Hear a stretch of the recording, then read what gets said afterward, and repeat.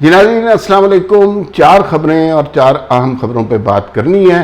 पहले उन खबरों का बुनियादी तारुफ आपसे करा दूँ। मुस्तकबिल के चीफ जस्टिस जनाब जस्टिस मंसूर अली शाह साहब के असासे और उनकी तफसीलात सुप्रीम कोर्ट की वेबसाइट पर लगा दी गई हैं। बहुत अच्छी बात है। और क्यों हुआ, कैसे हुआ, असासों में क्या बात है, उसके ऊपर थोड़ी सी बात करेंगे। दूसरी बात करेंगे जी कि पाकिस्तान की एक एंकर मोना खान वो यूनान एथेंस गई और वहाँ उन्हें पुलिस ने पकड़ लिया और उसके बाद से कुछ उनका पता नहीं चल रहा। पुलिस से राब्ते में है, सफारत खाने से भी राब्ते में, लेकिन जुर्म क्या है, क्यों उन्हें गिरफ्तार किया गया, इस बारे में अभी तक कुछ पता नहीं चल रहा। लेकिन ये वाक़या हुआ कैसे, इसके ऊपर ज़रूर आपको कुछ ना कुछ बात बताएंगे। 2 खबरें मज़ीद। अली अमीन गंडापुर साहब के हवाले से एक स्टेटमेंट जो उन्होंने की, काफ़ी तकलीफ़देह स्टेटमेंट है। उन्होंने कहा कि सारे मुसलमान पाकिस्तानी नमाज़ें पढ़ें और जो वफाकी हुकूमत है उसको जी भरकर लानते भेजें। ये मेरे ख्याल में किसी भी सूबे को ये सूट नहीं करता कि वो इस तरह की बातें करे। और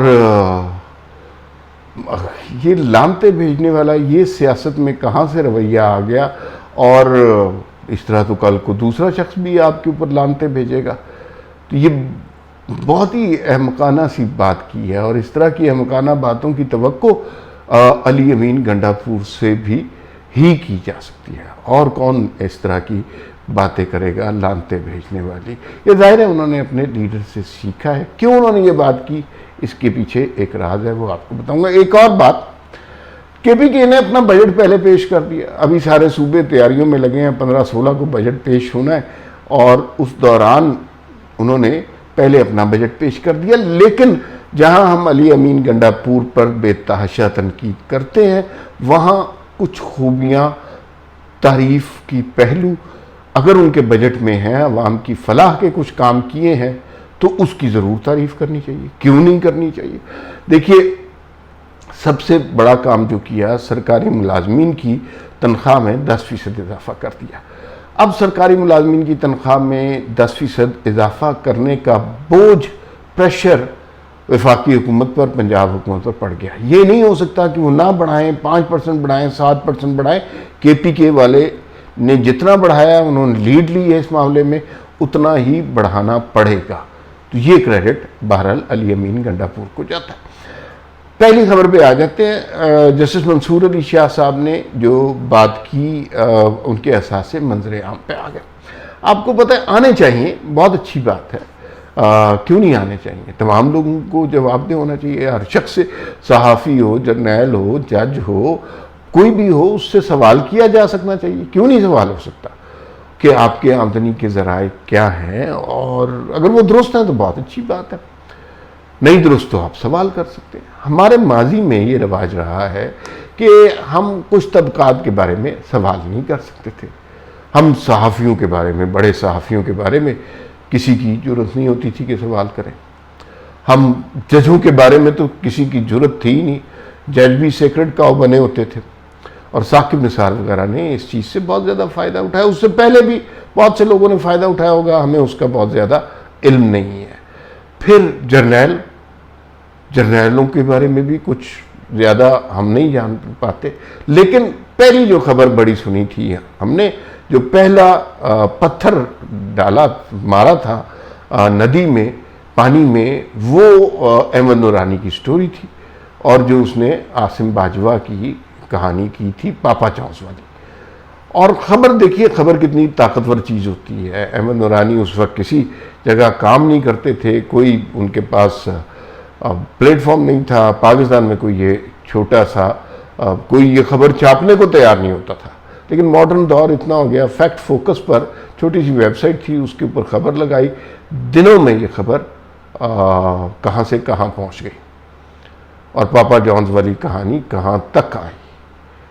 तो ये जो है ये खबर की ताकत होती है। अच्छा, जो कहने का मकसद था कि मैं बिल्कुल जाहिर है ये बात नहीं कर रहा कि ये हम बात करें कि उनके असासे गलत थे दुरुस्त थे, ये तो जाहिर है मेरा काम नहीं है, ये नैब का काम है या बाकी तहकीकाती इदारों का काम है।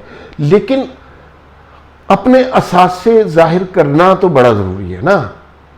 एक पब्लिक प्रेशर तो डेवलप हो गया है, चाहे वो उसे पानामा कहें, उसे दुबई लीक्स कहें, इंटरनेशनल चीज़ें कहें, सहाफ़ियों की मेहनत कहें, लेकिन बहरहाल एक प्रेशर डेवलप हो गया है जिसकी वजह से अब लोगों को बताना पड़ता है कि भाई ये पैसे कहाँ से आए। लोग एहतियात कर रहे हैं, पाकिस्तान में पैसे रख ही नहीं रहे, पैसे कहीं और अब रख रहे हैं, तो मामला अब डिफरेंट हो गए। जो खुल्लम खुल्ला पैसे कमाते थे वो अब मोहतात हो गए हैं, उन्हें यूँ लग रहा है कि ये पब्लिक प्रेशर बहुत ज़्यादा बढ़ता जा रहा है। फिर इसमें ये भी देख लें जो कुछ आज़ाद कश्मीर में हुआ ना, सच्ची बात है सारे डर गए हैं उससे। बड़े बड़े अशराफिया के लोग जो है ना सहम गए हैं, इसलिए कि वो तवक्को नहीं थी।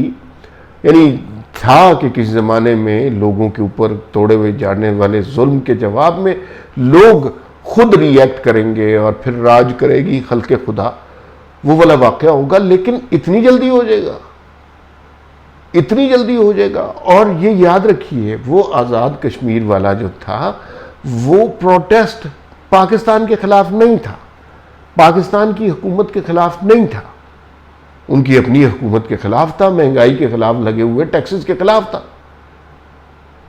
तो उन्होंने जो है उसके ऊपर एहतजाज किया, पब्लिक प्रेशर डेवलप हुआ, इतने लोग निकल आए, उन्होंने अपनी बात मनवा ली। अच्छा, उससे ना एक रविश का भी डर है, एक चीज़ का ख़तरा का भी डर है कि ये रविश अगर कायम हो गई, अगर अवाम ने ज़माम कार को अपने हाथ में ले ही लिया कि हर मामला उन्होंने कहा यार कि यहाँ तो जब तक डंडा हाथ में ना पकड़ो या किसी पुलिस वाले का या किसी सरकारी एहलकार का सर ना फाड़ो या किसी ब्यूरोक्रेट के दफ्तर में जाकर उसको जूतियाँ ना मारो, मामला हल नहीं होता। तो फिर हम इसी तरह मामला हल कराएंगे तो फिर मुल्क कैसे चलेगा? तो फिर मुल्क कैसे चलेगा ना, ये सवाल है सोचने वाली बात। तो जहाँ हम कश्मीर में जो कुछ हुआ उसकी मजम्मत करते हैं, लेकिन वहाँ साथ साथ ये भी चाहते हैं कि कानून, आइन, इंसाफ वो भी कायम रहे, लाकानूनियत ना हो जाए। यहाँ पर वो तबाही ना हो जाए जो अमेरिका में एक दफ़ा लाइट जाने पर हुई थी कि फिर वहाँ पर कोई कानून नहीं रहा था, वो फिर अमेरिका नहीं रहा था, वो फिर जैसे हमारे यहाँ लोग फसादात में होता है उससे भी वर्ष शक्ल हुई थी, क्योंकि कानून नहीं थे ना। वहाँ पर लोग आइन की बात कम करते हैं और कानून की बात ज़्यादा होती है। हमारे यहाँ हमने आइन की बात ज़रूर करनी चाहिए। मैं आइन की बात से ये नहीं है कि आइन को कमतर चीज़ होती है, लेकिन कानून भी बड़ी इंपॉर्टेंट चीज़ होती है ना। कि अगर पुलिस वाला ताकतवर को जाने देगा और गरीब आदमी को पकड़ लेगा, फिर एंगर डेवलप होगा, फिर प्रोटेस्ट होंगे, और ये एक हद तक लोग बर्दाश्त करते हैं। जब बर्दाश्त करते करते बस हो जाती है तो फिर बड़े बड़े लोगों को अपने असासे डिक्लेयर करने पड़ते हैं, बताना पड़ता है कि हमने ये कमाया, हलाल से कमाया। और ये अभी मेरा इशारा कतन जस्टिस मंसूर अली शाह की तरफ नहीं, यह भी बहुत से लोगों को करना पड़ेगा। उन लोगों को भी करना पड़ेगा जिनके नाम सुनकर आजकल भी लोग थर थर कांपते हैं। ये याद रखिएगा, पब्लिक प्रेशर से ज़्यादा ताकतवर चीज़ कोई नहीं होती। अली अमीन गंडापुर साहब की क्या बातें करें कि कौम को ये तरगीब दे रहे हैं कि लोगों को बद्दुआएं दें। यार ये असल में ना ये बुनियादी तरबियत है इमरान खान की। उनकी सारी सियासत इस नुक्ते पे मरकूज़ है कि दूसरे को गाली दें, दूसरे का बुरा भला चाहें, दूसरे को बदशक्ल कहें, दूसरे के ऊपर ताने बरसाएं, दूसरे का तमस्खुर उड़ाएं। और देखिए बाज़ औक़ात दूसरे को नीचा दिखाकर आपको अपनी बड़ाई बताना नहीं होती, बाज़ औक़ात दूसरे की इज़्ज़त करके भी आप बड़े हो सकते हैं।